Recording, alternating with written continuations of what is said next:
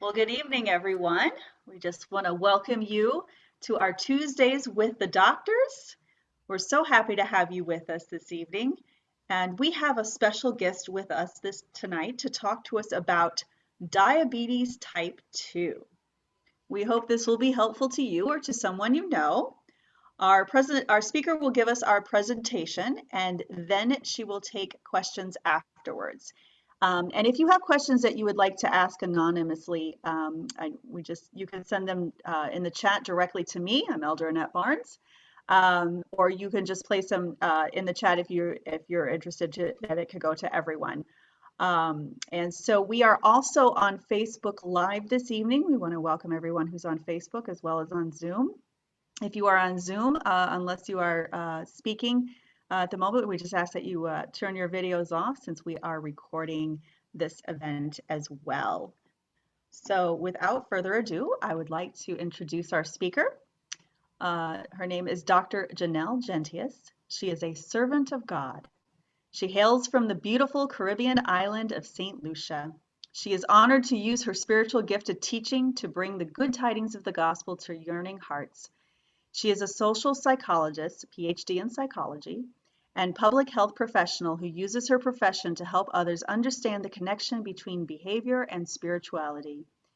Jannel has been researching on managing diabetes with lifestyle for the past 9 years. Jannel is married to Narayan Gentius, and they welcomed their daughter Gianna 9 months ago. She is very grateful for the opportunity to share this information with you today. And at this time, I would like to turn it over to Dr. Gentius. Good evening, everyone.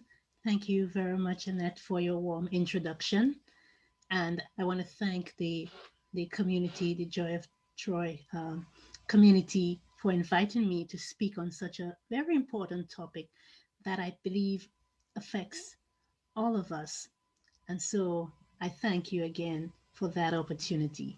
So we are going to talk about type 2 diabetes. And specifically, we're going to talk about prevention, management, and reversal of type 2 diabetes. Everyone have heard of diabetes before. And before I launch into the presentation, I just have a few disclaimers. I know sometimes we don't like disclaimers, but I have to put this up front as a professional. And firstly, I want to note that I am not a medical doctor. What I present here is based on research and on my public health training. So before you put any of the following advice into practice, please consult your physician or your doctor. So I just wanted to put that out there. That is in good practice that I do that today. And so let's get straight into our presentation. What is diabetes? And if you are to look or to ask for a definition or an explanation of what diabetes is, it's a chronic, long-lasting health condition that affects how your blood turns food into energy. And most of the food that we eat is broken down into sugar, also called glucose. You'll hear glucose. And it's released into your bloodstream. And when your blood goes up, it signals, when your blood sugar goes up, it signals your pancreas to release insulin. You've heard of that term, insulin, because insulin acts like a key to let the blood sugar into your body cells for use as energy. So that's what happens with our body. Now, if you have diabetes, your body either does not make enough insulin or can't use the insulin it makes as well as it should. Where there isn't enough insulin or where the cells stop responding to insulin, too much sugar stays in the bloodstream. And over time, when that happens, it can cause very serious health problems such as heart disease, vision loss, and kidney disease. So I explained diabetes, and we will recognize that there's not only one type of diabetes, but I want to share some fast facts on diabetes in the US. In the US, do you know that more than 34 million people have diabetes? So that means one in five of them, and one in five of them, when you look at the statistics, one in five of them don't know that they have diabetes. More than 88 million US adults, that's over a third, they have pre-diabetes, and more than 84% of that amount of persons don't even know that they have pre-diabetes.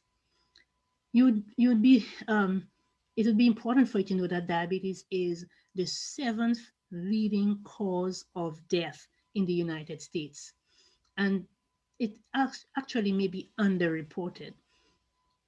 Type 2 diabetes accounts for approximately 90% to 95% of all diagnosed cases of diabetes in the US.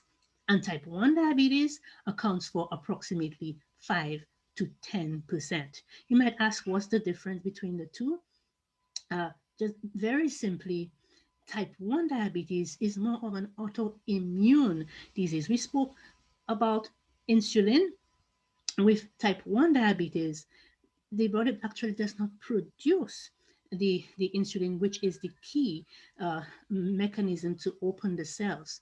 But with type 2 diabetes, we will see something different in a little while. In the last 20 years, you'd be very interested to know that the number of adults diagnosed with diabetes has more than doubled. And you know why? Because the American population has aged and has become more overweight or obese. So I want us to take just a moment to properly understand diabetes before we launch into some of the other things. Just take a look at this for a while. And specifically, we're talking about type 2 diabetes. So the presentation today is on type 2 diabetes. Take a look at this. Understanding type 2 diabetes. Type 2 diabetes is a metabolic disorder that causes sugar, in the form of glucose, to accumulate in the blood rather than being used as fuel by the cells in our body. When we eat, food is broken down by our digestive system into nutrient molecules that are then absorbed through our digestive tract for use by the body. Foods containing carbohydrates or various sugars are broken down into glucose. Glucose is an important source of fuel for many organs in our body. However, to be able to use the glucose for fuel, the glucose molecule must first enter into the cell. The pancreas produces a hormone called insulin, a chemical messenger essential for the entry of glucose into cells.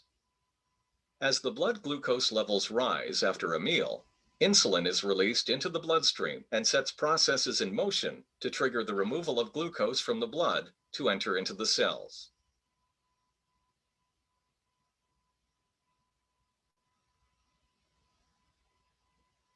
In type 2 diabetes, the cells become resistant to insulin and ignore its message to absorb glucose. This is known as insulin resistance.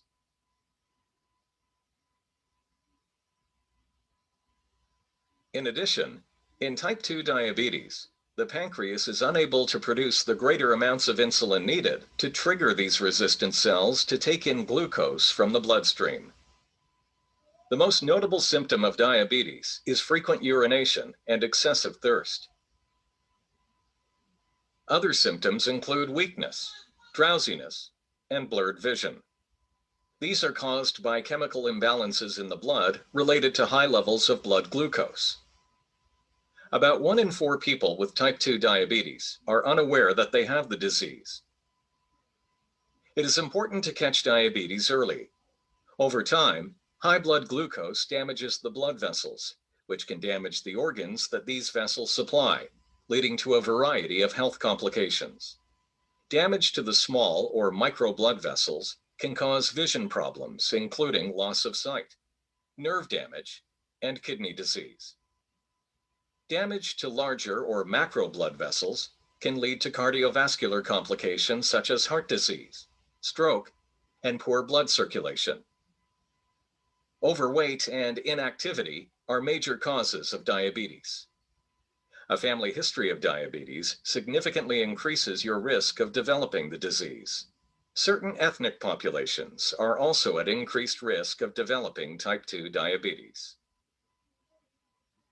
Okay, so that was a bit for us to help us understand type 2 diabetes a little better. Take a look at some of the risk factors for diabetes and diabetes related complications. Some of these were mentioned in the video a while ago. Smoking is a big risk factor for developing diabetes.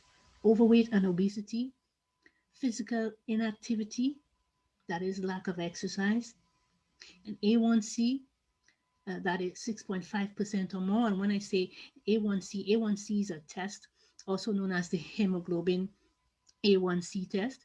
It's a simple blood test that measures your average blood sugar levels over the past 3 months. It's one of the commonly used tests to diagnose prediabetes and diabetes, and it's also the main test to help you and your physician manage your diabetes. And as I said, the higher the levels, then the more it's linked to diabetes related complications.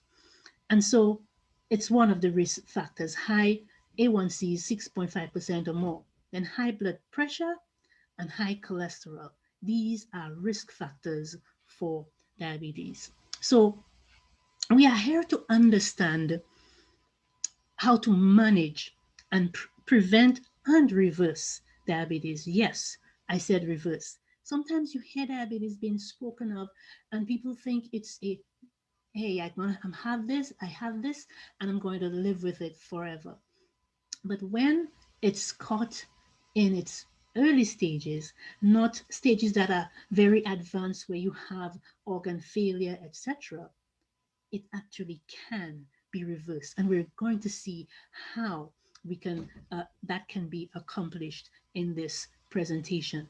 So before we go into the specifics of that, I want to give you it in a nutshell. And so listen to Dr. Neil Bernard.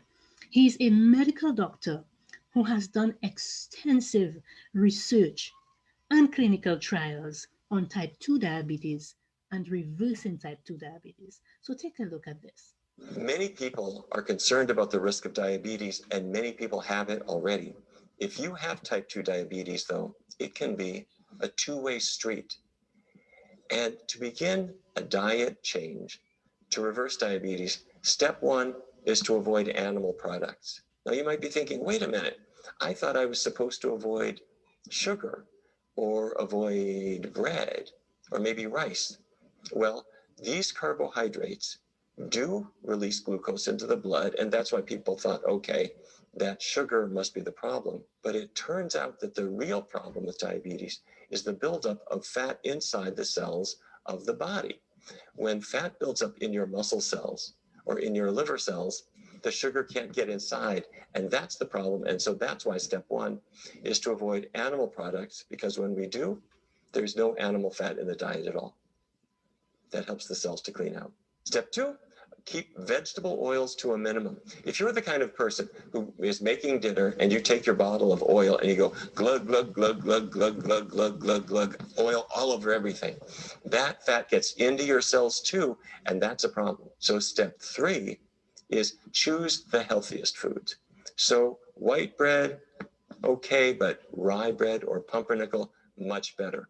The whole grain breads are better. White potatoes are okay, but a sweet potato is much better. If you're having a breakfast cereal made for children, that's going to raise your blood sugar, especially if the box of cereal has a toy inside. You know what I'm talking about.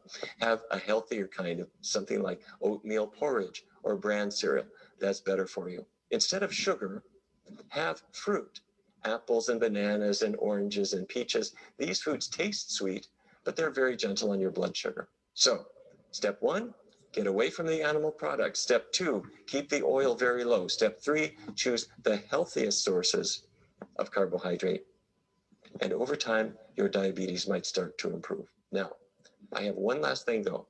Let your doctor know that you're going to do this, because although these steps sound very simple, they can be very, very powerful. And if you're taking medicine for your diabetes, your blood sugar can start to fall too low when you're on a very healthy diet. So your doctor can reduce your medicine as the diet starts to bring your blood sugar down naturally. And that's going to be the best part of the solution. Good luck.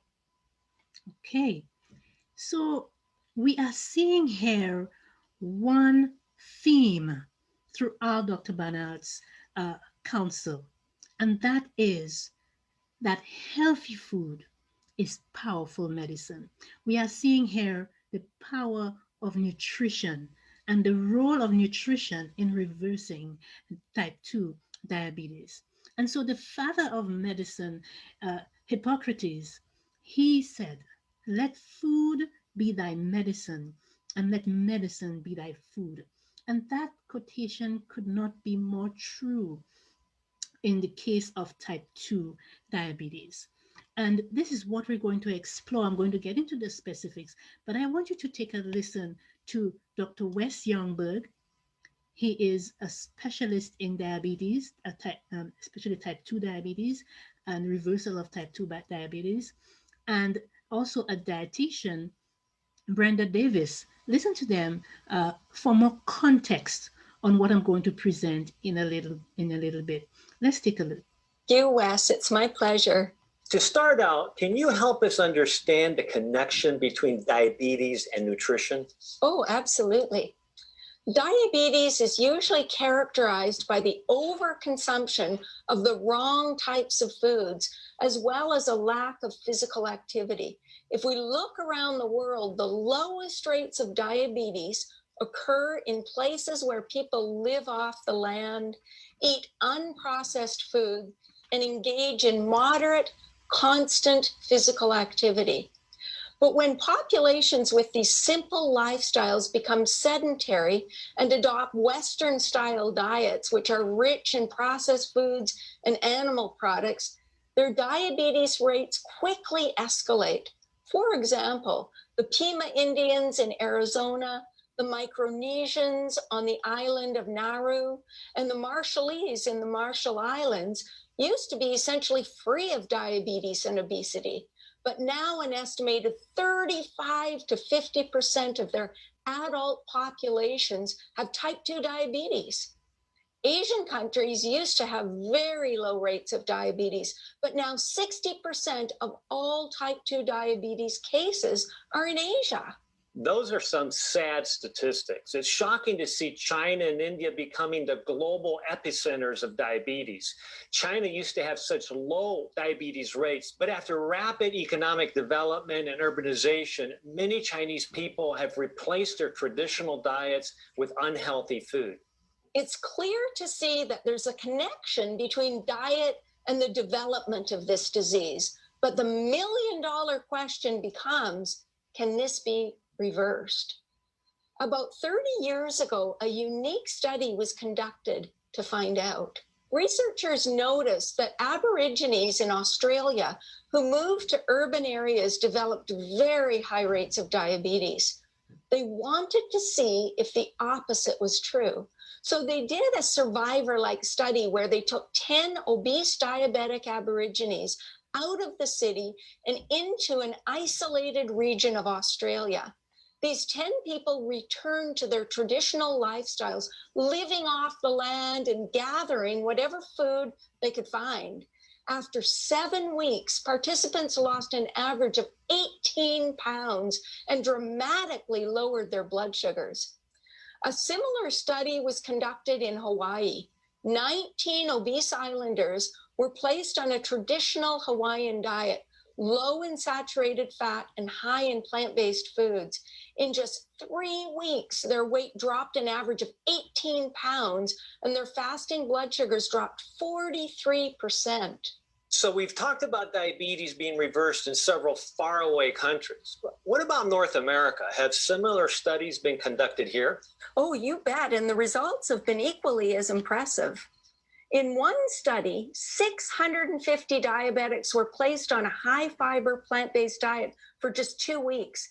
They experienced major improvements in blood sugar, blood pressure, cholesterol, and weight. But get this, 71% of the participants who were on oral diabetes medications were able to discontinue those drugs, and 39% of those on insulin were able to stop it completely. And this was in just 2 short weeks. It's amazing how quickly people can experience such dramatic results. Oh, it's true. And that's one of the really exciting things about. Wow. Interesting statistics. So we are learning that a healthy diet goes a long way to prevent and even reverse type 2 diabetes.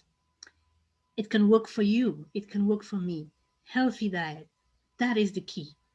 Healthy eating is actually pretty simple, and we're going to go through it today. Foods can be divided into 3 groups: green light, yellow light, and red light foods. And green light foods, they are better and more nutritious for you. That's the better choice. So we're going to talk about them today. Yellow light foods, they're okay, but should be eaten less often. And red foods, that's the stoplight right there. They're the ones that we really want to avoid. So we're going to talk about green light foods. And if you and I want to transform our health, we need to eat green light foods. These foods, they're packed with powerful healing nutrients. And with green light foods, they are unprocessed or minimally processed whole plant foods. They are the richest sources of many protective nutrients that heal the body in more ways than we could even imagine. When you have diabetes or you are pre-diabetic, your body is like a house that's on fire. And what you put in your mouth can serve as gasoline or water. Green light foods are like water that puts out the fire. It puts out the fire and restores balance to the body. Green light foods are full of fiber. Fiber is a plant superstar. Fiber is only found in plant foods, not in animal products. Fiber is carbohydrate in plants that can't be digested or absorbed. Some people call it nature's broom. Why do they call it nature's broom? Because it helps food moving through the gastrointestinal tract to keep going and cleaning out and keeping the system healthy. But let me tell you something. Fiber is not only for prevention of constipation. It also protects against obesity, cancer, heart disease, diabetes, and a variety of other gastrointestinal disorders. Now, even though your body cannot absorb fiber, it desperately needs the fiber in plant foods. Fiber curbs insulin resistance, which is what type 2 diabetes is all about. It curbs insulin resistance and it helps to control blood sugars. So we need fiber in the system. And so the the health benefits of fiber are greatest if we have intakes of at least, and I'm saying at least 25 grams a day for women and 35 grams a day for men. Now, the average Americans, um, you would be surprised to know that the average American eat only 15 grams of fiber each day. Now, research has shown that people eating plant-based diets, they average closer to 40 to 60 grams of fiber per day. So the question is, how can you and I get more fiber? We can get it by eating green light foods.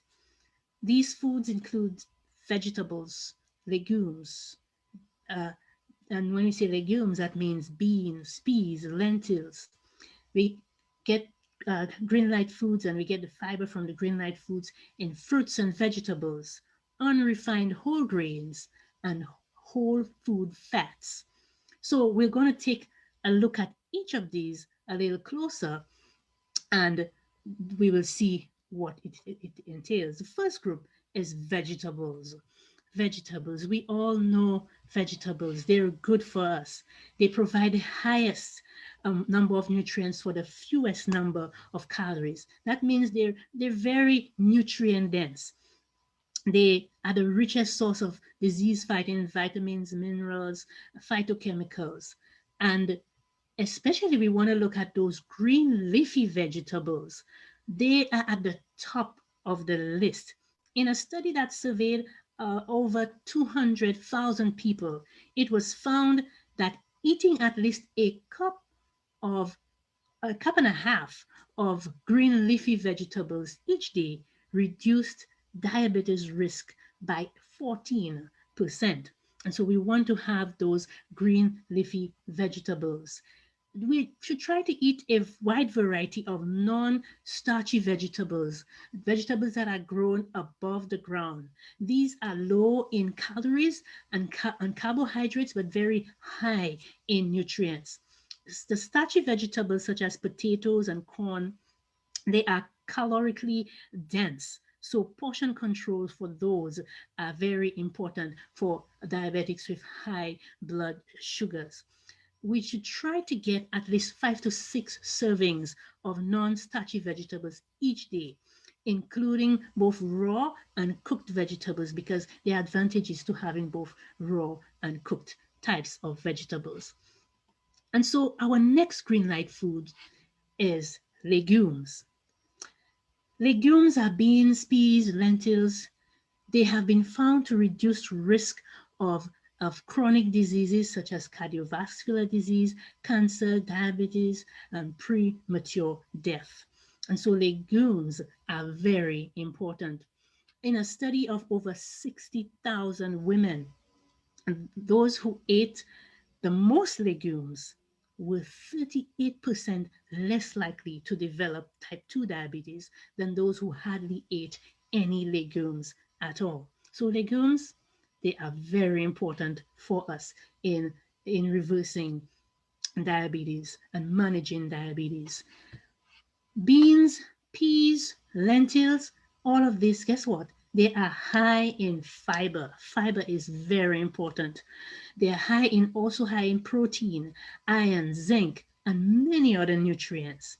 They have a very low glycemic index. And what I mean by this, it means that they are very gentle on blood sugars because that's what we want to control, the amount of sugar in the blood. So legumes, yes, this is another green light food that we want to look at. Well, a study published in the archives of internal medicine found that people with type 2 diabetes who ate a cup of legumes each day experienced significant blood sugar improvements just within a few short months. So we definitely want to up on our legumes. What is the next green light food? Fresh fruit. Fruit is full of vitamins, minerals, fiber, phytochemicals. all of which boosts your immune system and improve your health in so many ways. Fruit is nature's way of kind of satisfying our sweet tooth. And some of the low carb leaders, they warn people against, hey, if you have diabetes, don't eat fruit and so forth. But I think that's a mistake that they're making, because fruit is an important part of a healthy diet. But you need to be aware that too much fruit can actually spike blood sugars, especially if you eat too many calories. But fresh fruit is definitely the next powerful green light food. The next green light food we have are unrefined whole grains. And with unrefined whole grains, many persons with diabetes, they're kind of scared to um, of carbohydrates. They talk about carbs. Oh, carbs, I can't have carbs. But not all carbs are created equal. Green light grains carry many nutrients. Their high fiber content prevents them from spiking the blood sugars. And the difference with carbs, or with this whole grain, unrefined whole grains, is that they they do not spike the blood sugars as the refined flours and like pastries, etc. So we need to stick to unrefined whole grains. Research has shown that replacing refined grains with whole grains reduce diabetes risk.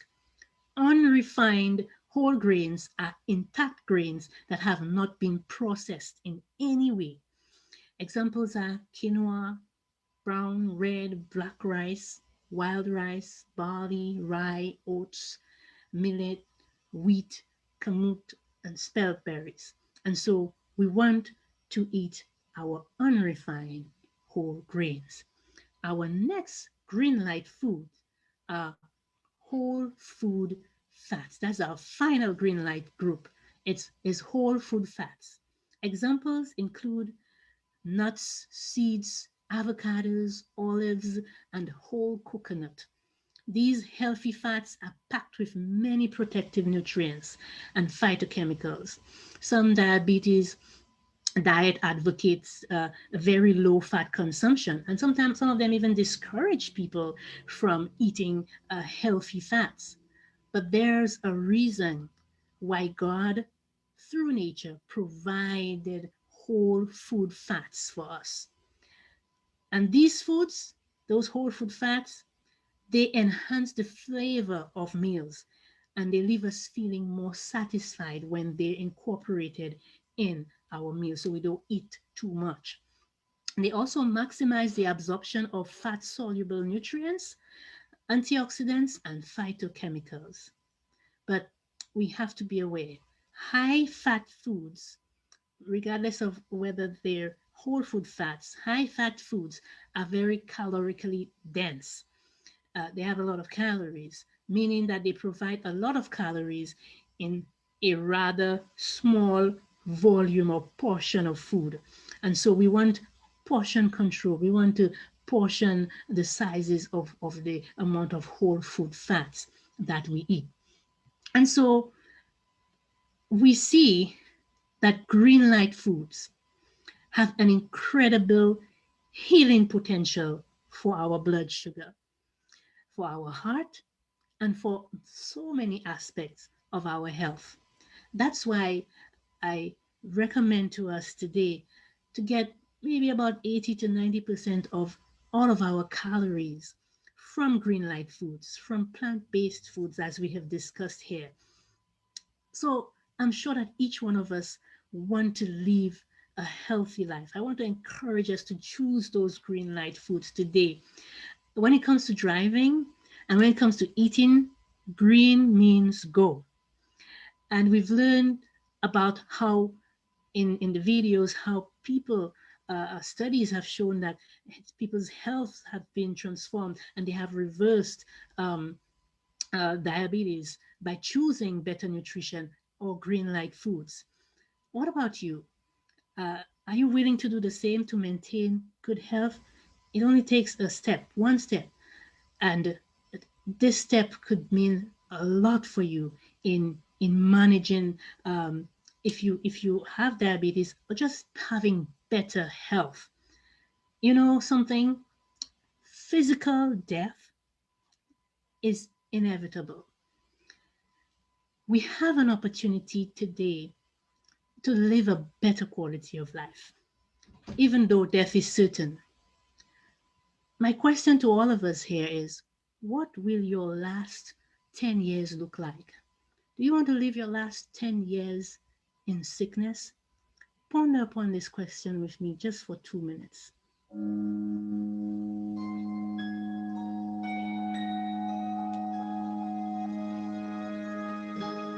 What will your last 10 years look like? Will you be quick enough for a game of tag with your grandchild? Strong enough to embrace every moment?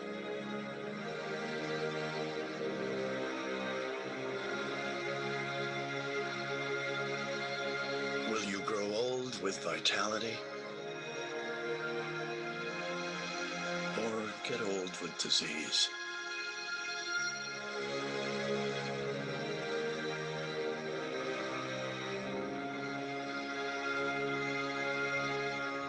It's time to decide. The average Canadian will spend their last 10 years in sickness. Change your future. I am sure that you, like me, would want a healthier future. So I encourage you today, change your future by eating your way to better health. Thank you very much. Thank you so much, Dr. Jannel Gentius. I really appreciate that presentation. So at this time, we are going to take some questions. If you have any questions and you'd like to put them in the chat, or if you're feeling brave enough to unmute yourself and ask some questions, now's the time to do so. If you're watching on Facebook Live, go ahead and type your questions in the chat on Facebook Live in the comment section, and we will address those as well. So there are a few questions to start off with. The first one is, what is the difference between type 1 and type 2 diabetes? Okay. Okay, so we addressed that a little bit up front. Type 1 diabetes is an autoimmune disease in that, and most times you find, long ago they used to call it juvenile diabetes because children were born with the condition.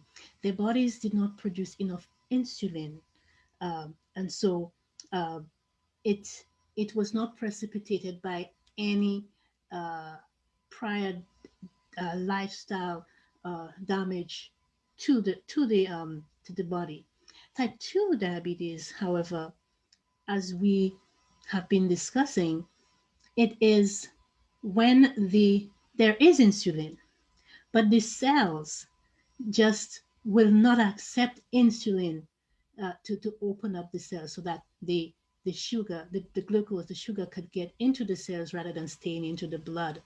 And so that's why it's called insulin resistance. The cells are resistant insulin. And what has been found, what is blocking the cells from being able to receive the sugar or for the insulin opening up the cell is the fat that clogs up the cells. So that's the difference between type 1 and type 2 diabetes. Insulin is there, but it won't do its job in type 2 diabetes. Okay, so really it's like a different type of disease Yes. in a sense. Yes. And and some may think if they're diagnosed with type 2 diabetes, they might have that fear that it's similar to type 1 and they will never be able to get rid of it or reverse it. But that's something that you told us tonight that it's possible, right? Yeah. For us to be able to reverse type 2 diabetes. Yes. Okay, there was one gentleman in one of your videos that mentioned avoiding or reducing the use of vegetable oils. What about olive oil? Is that considered in the same boat as vegetable oils, or is olive oil okay to use? It actually is in the same boat. It's in the same boat. Okay. Mhm. So if you have type 2 diabetes, then all oil, including olive oil, should be used at a minimum then. At a minimum, and that's the key. Use them at a minimum. Yes, I mean coconut oil too is great and it's good, uh, but even coconut oil it's good. Its cholesterol level has been said it's not as bad as because it's plant based, but again keep them at a minimum. Keep all oils at a minimum because it's still fat. That's Right. good. Yes.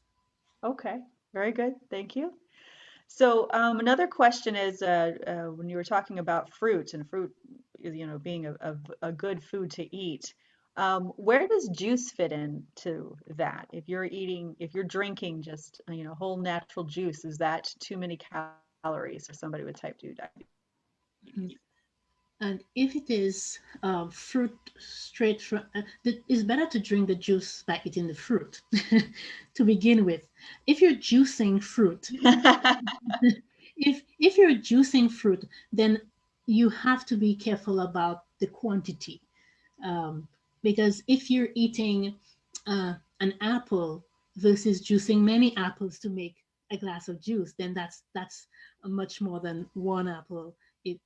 So you got to again think of how much.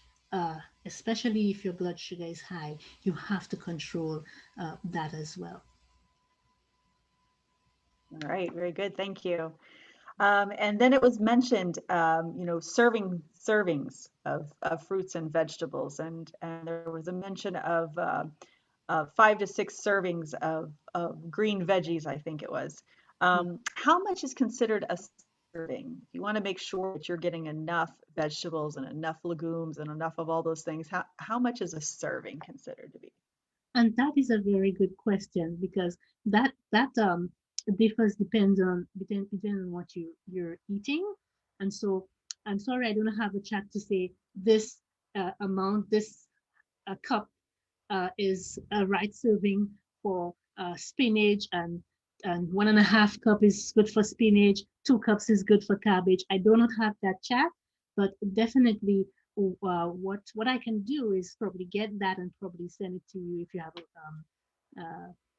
a forum to post it in terms of appropriate servings for different types of veggies and fruits.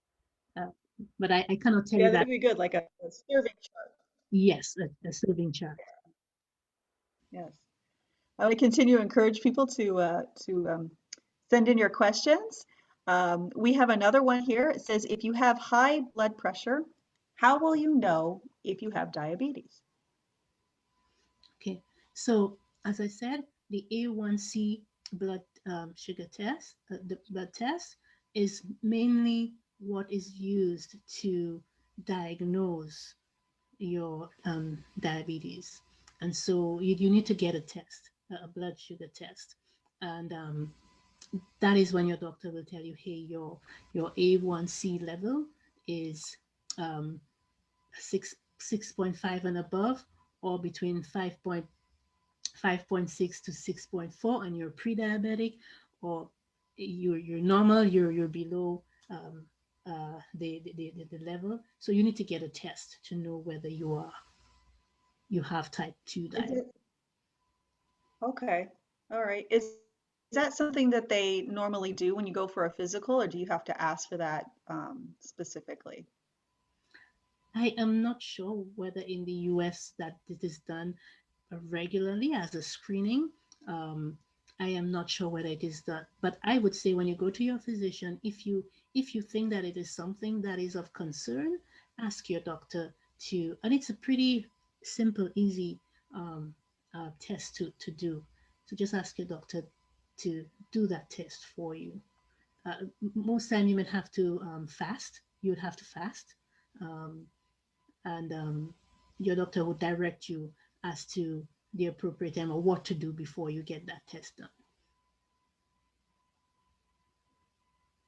Wonderful, wonderful. Are there any other questions? Either in the chat or somebody want to unmute themselves? I have a question. Sure. Yes. I was diagnosed in December with type 2 diabetes, and I have to take insulin. So my question is, lately I've just been forgetting to even take my insulin, and I'm totally bored with my diet. And what can I do to just jumpstart me again, to be more, I don't know, to be more enthusiastic about trying to keep this under control with my diet and not having to rely so much on insulin as I have been. Okay, great question. And first of all, I would say to keep on consulting with your physician. And I know sometimes medication is something that is we forget to take. Um, you monitor as well how you feel, because that is important. The physician put you on the insulin to help manage that. He or she doesn't want you to go into spiking of blood sugar, neither a diabetic coma. So what you can do is to, as we've described here in terms of the foods to eat, make your food choices uh, colorful, plant-based, balanced. Um, I don't know to what extent in terms of your healthcare team, whether you have a dietitian at your disposal. That would be excellent for you to get counsel in terms of how best to make food more appealing and more diverse for you. But the counsel we've given here in terms of choosing plant-based foods, one of the things that studies have shown, and I myself have heard testimonials, personal testimonials of it, is that people, after they engage in that kind of, of, of eating and exercise in a good and moderate way, they do not need the insulin anymore. But all of that has to be managed and monitored with your doctor. And so that is what I can suggest. Try eating as close to plant-based, unrefined foods as possible, mixing it up, consulting with a dietitian, and your use and your need for the insulin uh, will be less. And then your doctor will be able to tell you, hey, you can stop, because you don't want to be on the insulin and then you don't need it. So that is what my advice would be. Okay. Thank you. You're welcome. So do you have any resources that you could suggest, either cookbooks or something, something that could be found online or something that could suggest meal planning or that type of things to kind of help change things up a bit? Um, Definitely. Um, the doctor that spoke in one of the videos, Wes Youngberg, he has a wonderful program, Diabetes Undone. And it's actually a program that you can engage in individually. And it has a lot of resources. Of course, it's a program that you pay for. Um, and it really walks you through um, helping you manage your type 2 diabetes and eventually being able to reverse it. There are testimonials upon testimonials of persons who have used that program to do so. I am also a facilitator for a program called CHIP, the Coronary Health Improvement Program, CHIP. They too have wonderful resources, and they have a cookbook, a wonderful cookbook to help with not only diabetes, but chronic disease on a whole, heart disease. Dr. Hans Deal has a fabulous cookbook, especially for diabetes diet. type 2 diabetes diet. And I can't remember the book offhand, but the author is Hans Deal, Dr. Hans Deal. And Annette, I can send you these resources, and then you could post it on. And definitely, these are wonderful resources. People have used them even in my facilitating of the CHIP program. People have wonderful testimonies of bringing blood sugar down and bringing their cholesterol down, etc., and reversing their type 2 diabetes, not needing to be on the blood pressure meds and the insulin. And these are excellent resources. Wonderful, thank you. Yes, we would love to. We'd love to see those, and learn how we can try some different things. Yes. That's wonderful. Are there any other questions? Not seeing any in the chat here.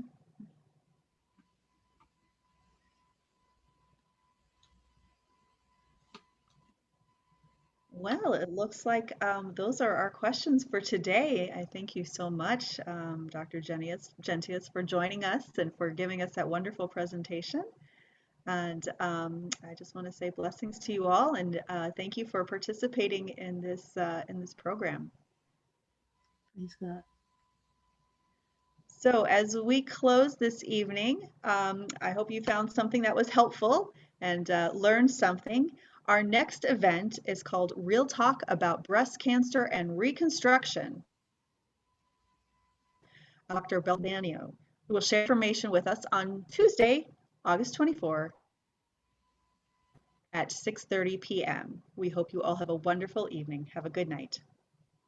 Good night.